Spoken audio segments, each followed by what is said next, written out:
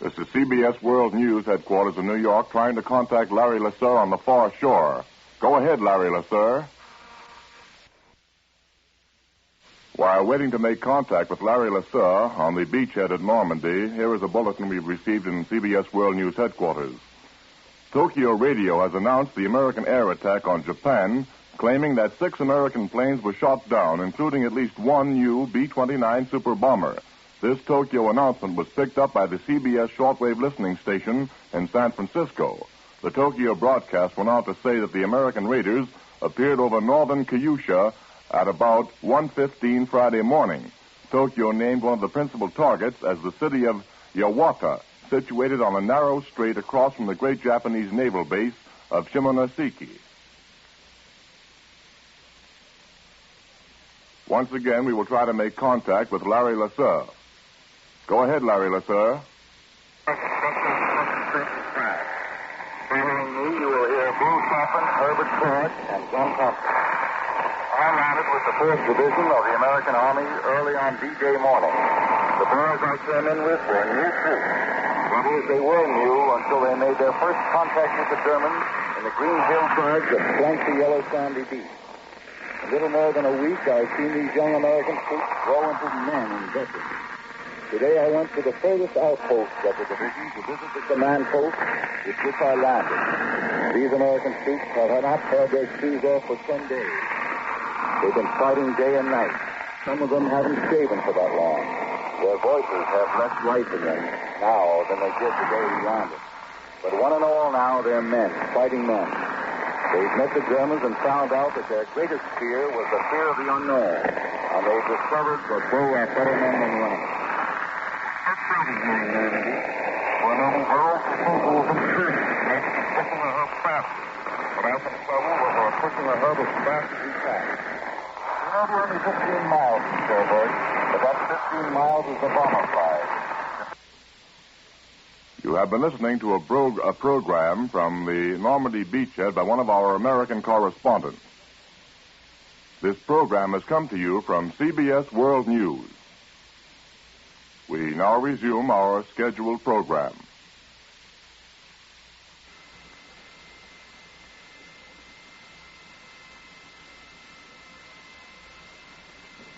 Roma Wines presents Suspense.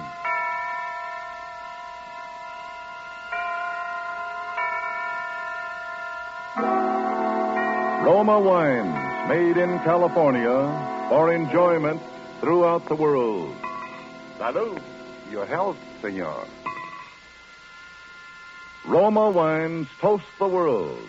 The wine for your table is Roma Wine, made in California for enjoyment throughout the world.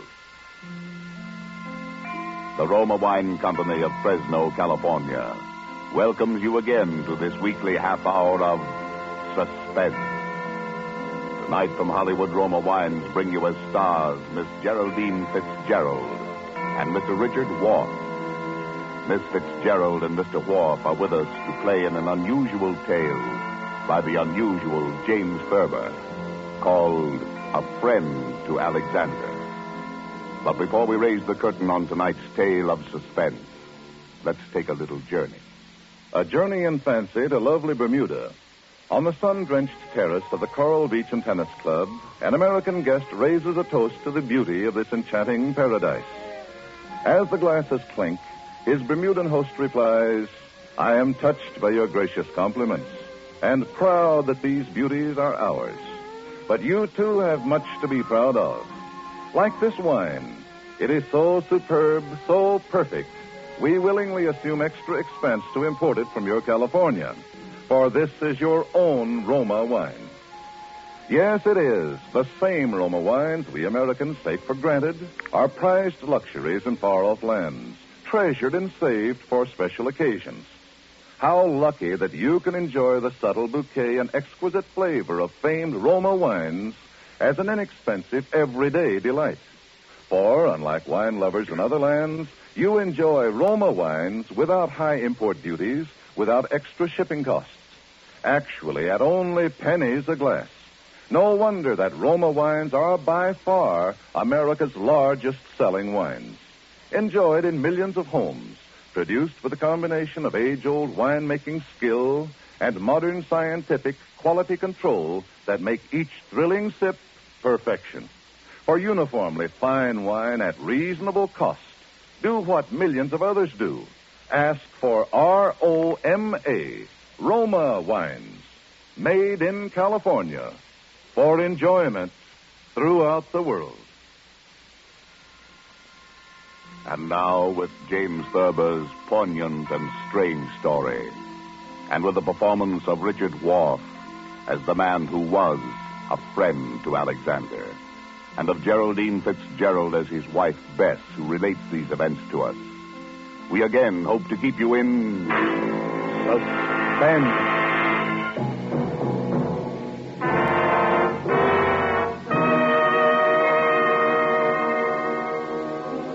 Harry was a laughing, happy-go-lucky fellow before he began to have those dreams.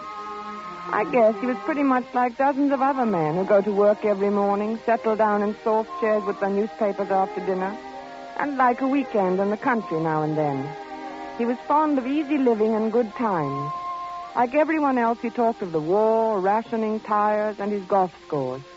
Until those nightmares began to plague him. At first, I was amused. You know, I've been dreaming about Aaron Burr every night. What for? Well, how do I know what for? Aaron Burr's a funny person to be dreaming about nowadays. I mean, with all the countries in the world at war with each other. What's so funny about dreaming? Maybe you're upset. Everybody dreams, don't they? I don't know why you see Aaron Burr in your dreams. Well, I do. Where do you see him? Oh, places. Washington Square, Bowling Green, or on Broadway. Even here on 55th Street? No, mostly downtown. I'll be talking to a woman in a Victoria, a woman holding a white lace parasol. Oh. And then suddenly there will be Aaron Burr, bowing and smiling and smelling like a carnation, telling his stories about France and getting off his insults. Who is the woman in the Victoria? Huh? The woman. Who is she? Oh, how do I know? You know about people in dreams, don't you? They're nobody at all or everybody. But you see Aaron Burr plainly enough, though. I mean, he isn't anybody or nobody or everybody. Oh, all right. Maybe I don't know who the woman is. Maybe it's Madame Jumel or Mittens Willett or a girl I went to high school with. Who's Mittens Willett? Well, she was a famous New York actress in her day, 50 years ago or so. She's buried in an old cemetery on 2nd Avenue. I've seen the tombstone. That's very sad. Why is it? I mean, she probably died young. Almost all women did in those days. He's a vile, cynical cad. I was standing and talking to Alexander Hamilton when Burr stepped up and slapped him in the face. When I looked at Hamilton, who do you suppose he was? I don't know. Who? My brother Walter, the one I told you about. The one who was killed by that tramp in the cemetery. Harry, I never could get that story. Well, I've told you about it about a dozen times. That the tramp came up to him when his back was turned. But what was he doing in the cemetery? Well, that's not the point. He was killed. That's what's important. I loved him very much. I don't understand what Well, anyone... what's the use of telling you? Every time I start mentioning it, you ask the same question. I understand now, dear. When you looked at Hamilton, he was your brother Walter. Yes. Harry, maybe we ought to go to the country for more weekends. Weekend? Yes, maybe we don't... Oh, I'm going to bed.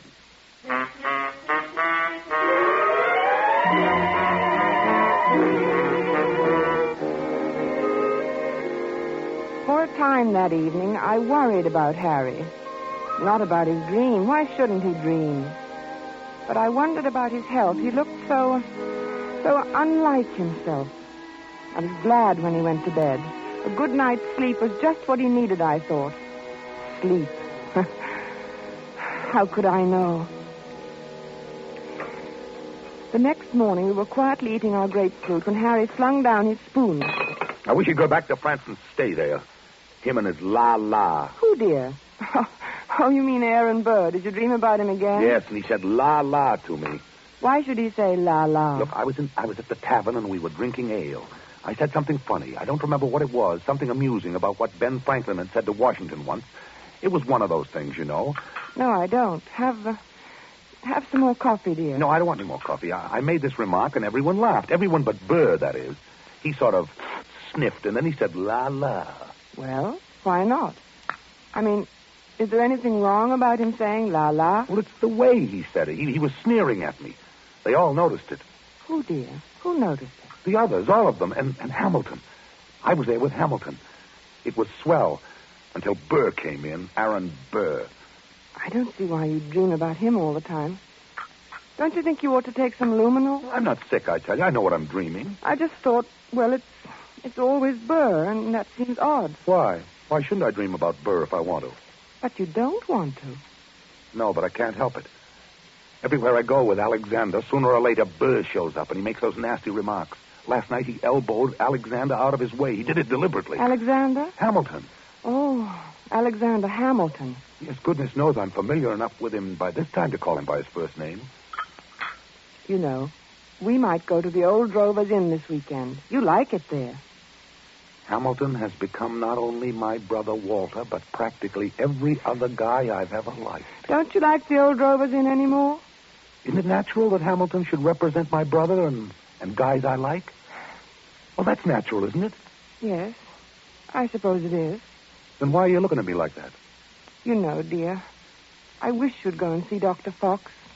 But I don't want to go and see Dr. Fox. I want Aaron Burr to stop sneering at me.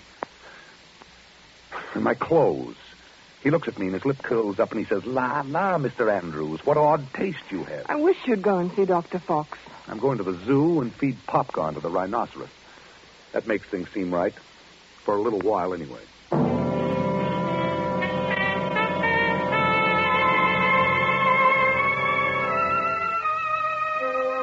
I thought he'd forgotten all about that ancient pistol duel, because for 2 days after that, he lost his haggard, tired look and actually seemed cheerful. But one night, about 5 a.m, he came into my room in pajamas and bare feet, his hair disheveled and his eyes wild. He got him. The rotter got him. Alexander fired in the air and smiled at him, just like Walter must have smiled. Like Walter? Oh, yes, dear, your brother Walter, who was killed in the cemetery. This was at Weehawken in New Jersey. What? Your brother? No, Hamilton and Burr, their duel. Hamilton had a white ruff around his neck. Burr was in black tights, French clothes. Alexander lifted his pistol and fired in the air, and then he smiled at Burr. And then that fiend from hell took deliberate aim. He took so long. He meant to take his time about it. I saw him grin. Then he pointed his pistol at Alexander and fired. He killed him in cold blood. Foul scum. Don't. Here, darling. Take some of these pills. No, I don't want any. Oh, take it. You'll feel better. No, I don't want any, I tell you. Here, swallow. Please, dear, swallow. All right. There. That's better. Cad. A rotten, sneaking cad. He grinned just as he fired. And Alexander clutched himself at the stomach. And then he shook his head and he tried to walk forward. And then he fell with his mouth open. As though he wanted to say something. And Burr stood there, grinning.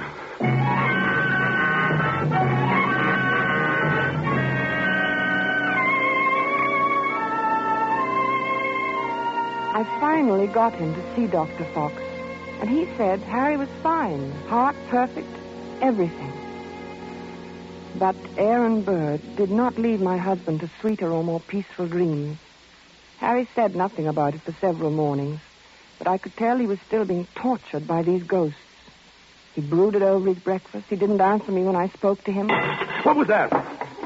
Only my butter knife, dear. Oh. Harry, are you still dreaming about that man? I wish I hadn't told you about it. Forget it, will you? I can't forget it with you going on this way. Can't you forget I mentioned it? What does he do now? He goes around bragging that he did it with his eyes closed. He says he didn't even look. Didn't look when? When he killed Alexander in the duel. Well, what does... He claims that he could hit the ace of spades at 30 paces blindfolded. Furthermore, since you asked what he does now, he jostles me at parties now. I think you should stay out of this, Harry. It wasn't any business of yours anyway, and it happened so long ago. I'm not getting into anything. It's getting into me. Can't you see that? I see that we've got to get you away from here. Maybe if you slept someplace else for a few nights, you wouldn't dream about him anymore. I don't know. Oh, let's go to the country tomorrow. We'll stay at Lime Rock Lodge. Beth, Why can't we visit the Crowleys? They live in the country. All right, fine. Bob has a pistol. We could do a little target shooting. What do you want a pistol for? Plenty of open space. I'd think you'd want to get away from shooting. Yes. Yes, sure, dear, sure.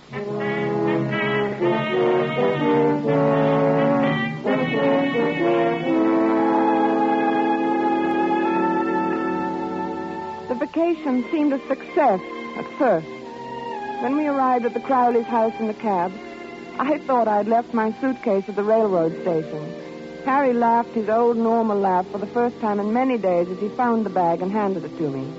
And then he leaned over and kissed me. Good old Connecticut. Oh, Harry, this is wonderful. We'll have a grand time. Yes, darling. Here they come. Oh, good old Bob. Hello. Remind me of telling that rabbit joke.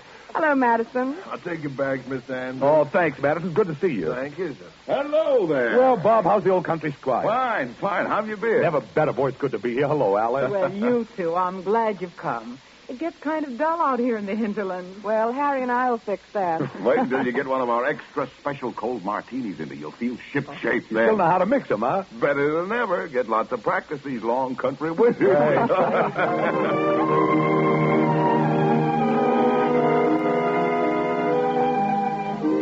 It was grand, seeing Harry's face relaxed and smiling over his cocktail glass. When I went to bed that night, I felt that at last that nasty old business of the dream was over. And I was happy. But when I awoke the next morning, I saw my husband lying rigid on his back, staring at the ceiling. One Henry Andrews, architect. What's the matter, dear? Nothing. Oh, why don't you go back to sleep, Harry? It's only 8 o'clock, and this is the country. One Henry Andrews, an architect. What are you talking That's about? what he calls me. Calls you? Who? One Henry Andrews, an architect. He keeps saying it in his nasty, sneering little voice. One Henry Andrews. Harry, please don't yell. It wakes the whole house. It's early. People want to sleep. I'm beneath him. I'm just nobody. I'm a man in a gray suit. Be on your good behavior, my good man, he says, or I shall have one of my lackeys give you a taste of the riding crop. Why should he say that to you? You ask me why? He wasn't such a great man, was he? I mean, didn't he try to sell Louisiana to the French or something behind Washington's back? He was a traitor. Then why worry what he says? He was a scoundrel, but he had a very brilliant mind. I was in hopes that you weren't going to dream about him anymore. I thought if we came up here that... It's him or me. I can't stand this forever. Neither can I.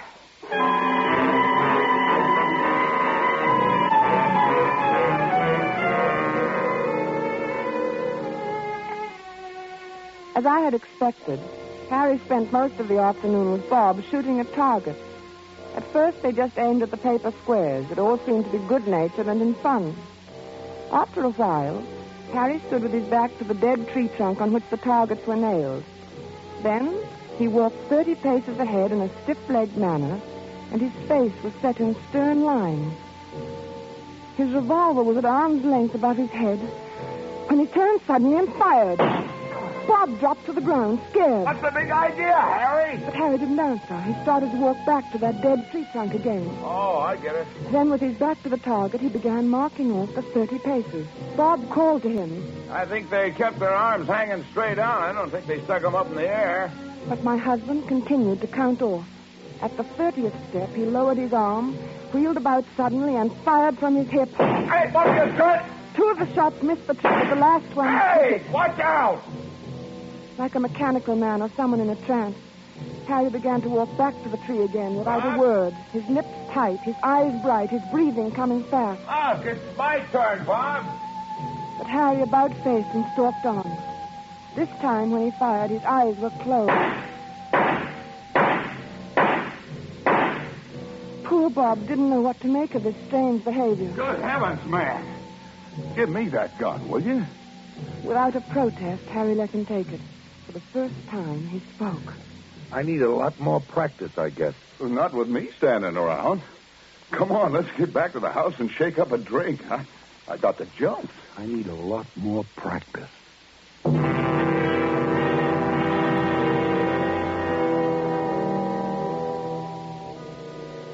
I I guess I must have slept soundly that night because I didn't hear him leave the room. He must have crawled out of bed, dressed silently, and crept out of the room. The sun was just coming up, and the light was hard, and the air was cold. Then I heard the shots. Harry! I threw on a dressing gown and ran downstairs. The Crowleys were in the hall. Is Harry all right? Certainly sounds like it. Where is he? What's he doing? Well, it sounds as though he's out behind the studio shooting. Oh, Alice. Oh, take it easy, Beth. Bob will go out and get him. Well, maybe he had a nightmare or walked in his sleep. No, he never walks in his sleep. He's awake all right. Well, let's go down and get some coffee. He'll need some. I'll need some, too. What the dickens is the matter with him, anyway? Oh, I don't know. I'm so sorry to You go get him, Bob. At your service, madam, alive or dead. Bob, stop it. Well, okay, I'll do my best. Hey, Harry! Harry! Harry, what's the matter with you? Huh? What? What the dickens you doing out here in this freezing air? What? Only your pants and your shirt and your shoes on. I'll get him one of these nights. What are you... I'll get him one of these nights.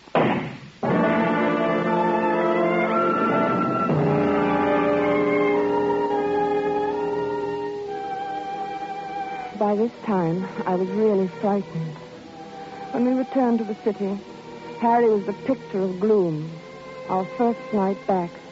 I looked at him as he lay on the chaise lounge in my bedroom in his blue dressing gown, smoking a cigarette.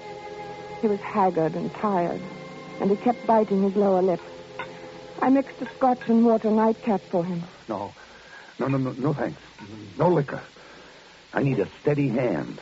Look, watch my hand. Does it tremble? Is it steady? Yes, very. That's good. That's very good. You need a steady hand, you know. For what, dear? Oh, things. Harry, will you sleep in my room tonight? No. You'll keep shaking me all night to keep me awake. You're afraid to let me meet him. Are you still on that? Why do you think everybody's better than I am? I can outshoot him the best day he ever had. Of course, dear. In the waistcoat, right next to the middle button. He has 3 big pearl buttons on his waistcoat. Came from France. Why don't you dream about it somebody else? Anybody else, You'd please. like that, wouldn't you? You'd like to have me dream about somebody who wouldn't hurt a fly. Somebody like that because you knew I'd never get in a duel with him. A duel? You're dreaming of a duel now? Ever since Hamilton died, Burr knows I hate him. It's nearly over now. Harry. It's him or me. I'll get him, the rotter. But Harry... I know I'll get him. I have a modern pistol. He has to use an old-fashioned single-shot muzzle loader. Is that quite fair? Fair? What do I care whether it's fair or not? Was it fair the way he shot Alexander? Was it? Don't be mad with me, Harry. I'm sorry, darling. I'm very unhappy. I'm sorry, darling. And I'm worried. Sick. I'm sorry, darling. Don't cry. Please don't cry. It upsets me when you cry. And you mustn't be upset. I mustn't be upset. I must be very calm and rested. My hand must be steady tonight, especially tonight. I'm so worried, Harry. Oh, don't worry about me. I'll be all right. I'll be fine. My hand is like a rock.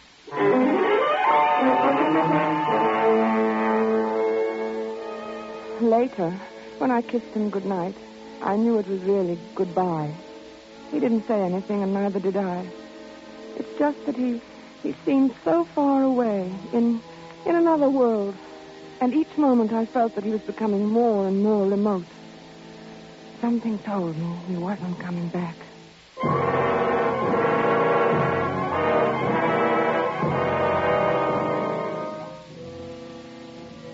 I couldn't sleep. After an hour of tossing and turning, I went to Harry's room. He was sleeping peacefully.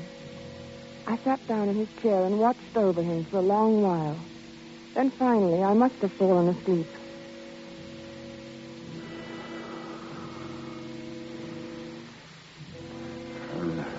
Beautiful morning. It was about 5 in the morning when I awoke. Harry was talking in his sleep. Oh, yes. Doctor? Good of you to come, Doctor.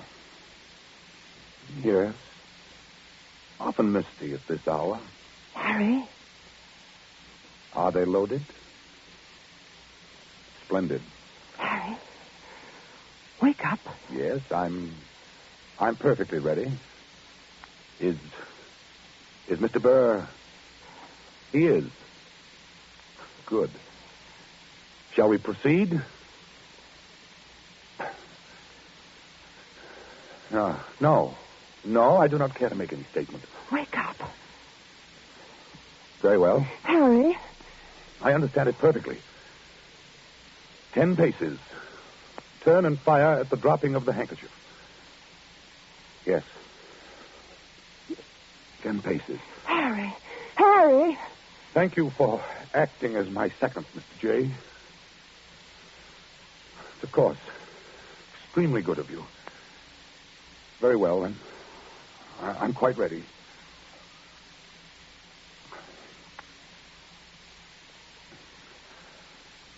One. 2. 3. 4. Harry, please. 5. Don't, Harry. 6. 7. 8. 9. 10.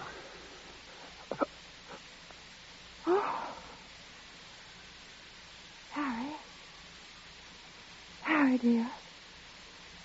Harry.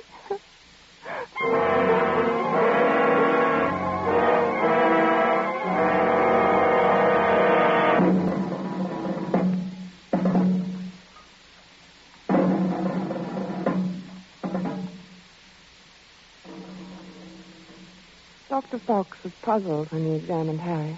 It's extraordinary. His heart was as sound as a dollar when I saw him the other day. He seemed to be fine, Dr. Fox. I can't understand it. What? Why, his heart stopped as if he'd been shot. Shot? Yes, of course, there were no gunshots. Shot? Now, Mrs. Andrews, Shot? Oh, no, you'll have to calm yourself. You can't help him now. I should have known it would happen. I kept staring at Harry's right hand. The 3 fingers next to the index finger were closed stiffly on the palm, as if gripping the handle of a pistol. The taut thumb was doing its part to hold that invisible handle tightly and unwaveringly. But it was the index finger which held my eye the longest. I looked carefully to make sure that I was right. Yes, it was so. That index finger was curved inward slightly, as if it were about to press the trigger of a pistol. So there had been a duel after all. Perhaps there was no gunshot wound, but Harry had been shot as surely as he was dead. Dr. Fox saw me staring and spoke to me. What are you looking at, Mrs. Andrews? Harry never even fired a shot. Aaron Burr killed him the way he killed Hamilton. What are you talking about? Aaron Burr shot him through the heart. I knew he would. Yes, but there's no evidence. I knew he would.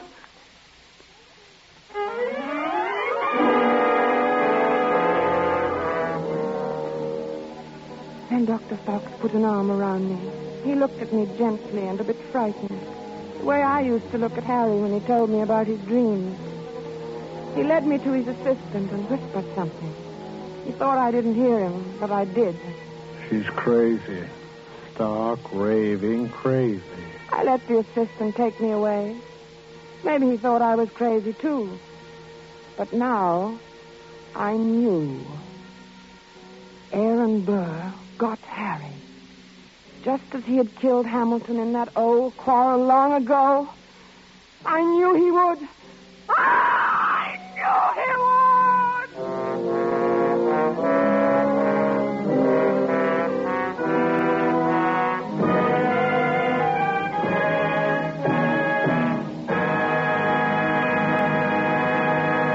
And so closes A Friend to Alexander, starring Geraldine Fitzgerald and Richard Wharf, the James Thurber story, which was tonight's tale of suspense.